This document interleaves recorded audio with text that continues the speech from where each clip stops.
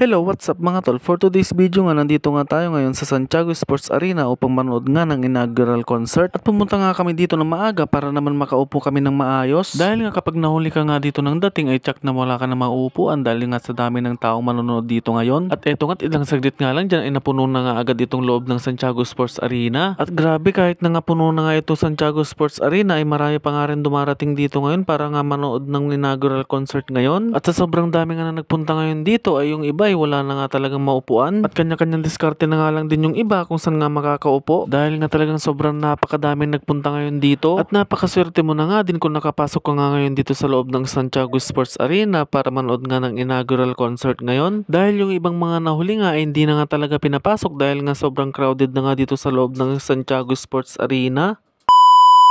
Hello, what's up kakapsat na ng Koroor at for today's video nga ito nga't hapon na nga na naman at kararating nga lang ng mga bata galing ng school at inantay talaga namin ng mga bata dahil nga may pupuntahan nga kami ngayong hapon at ilang saglit nga lang dyan ay umalis na nga agad kami dito sa bahay hanggang sa makalabas nga kami dito sa may barangay namin at makarating nga dito sa may mismong highway at hanggang sa makarating nga kami dito sa may Santiago Sports Arena. Pupunta nga kami dito para manood nga din ng inaugural concert ngayon at pagdating nga namin dito ay sobrang napakahaba na nga dito ng pila at dumating nga kami dito ng pasado alas 5 ng hapon kaya naman pumila na nga din kami at para makapasok na nga rin kami agad sa loob ng Santiago Sports Arena at baka nga umulan pa dahil nga medyo makulimlim dyan at umaambon-ambon na nga sa oras na yan at nagtyaga talaga kami sa pila para makapasok nga kami at ito pa nga't nag-uunahan pa nga yung iba at tumatakbo na nga dahil nga sobrang napakahaba nga ng pila nga ngayon dito at ilang saglit nga lang dyan ay malapit na nga kami dito sa may unahan at paglingon ko nga sa aking likuran ay sobrang napakahaba nga talaga ng pila nga ngayon dito hanggang sa malagyan na nga ako dito ng bowler tape para nga makapasok na nga sa loob at na makapasok nga kami dito sa loob ay umakyat na nga kami at naghanap na nga kami ng mauupuan. Mabuti nga't maaga-aga nga kami nagpunta ngayon dito at nakahanap nga kami ng mauupuan na maayos-ayos dahil nga kapag mahuli ka nga dito ng dating ay siyak mahirapan ka na nga ditong maghanap ng mauupuan mo at eto nga't napakadami pa nga dumarating sa mga oras na to at punong-puno na nga dito sa loob ng Santiago Sports Arena kaya naman sa sobrang dami nga napupunta ngayon dito ay pinaupuan na nga rin dito sa may likod ng stage. At hindi na nga rin dyan nagtagal ay nag-umpisa na nga rin ng programa dito sa inaugural concert at inumpisahan na nga ito ng mga kapsat nating local band na Tubong Santiago gaya ng Kismet at The End at sinundan pa nga ng iba pa nating mga local performer gaya ng bandang San Kaiban na Tubong Santiago nga din at sinundan pa nga ito ng mga ibang performer gaya ni Taylor Swift. Dumagungdong nga ang buong Santiago Sports Arena nung nag-perform siya sa lakas ng hiyawan ng mga tao at ilang saglit nga lang dyan at hindi na naman natin inaasahan na biglang nalobat na naman ang ating cellphone dahil nga hindi ko nga ito na-charge bago nga ako nagpunta dito sa Santiago Sports Arena. Saklap naman George at dahil dyan ay hindi ko na nga nakuha ng video nung nag-perform nga ang The Ones at si Moira kaya itinago ko na nga lang dito ang aking cellphone at nanood na nga lang ako at hanggang dito na nga lang at dito ko na nga lang din muna tatapusin ang mga kaganapan for today's video. Salamat sa inyong panonood mga tol.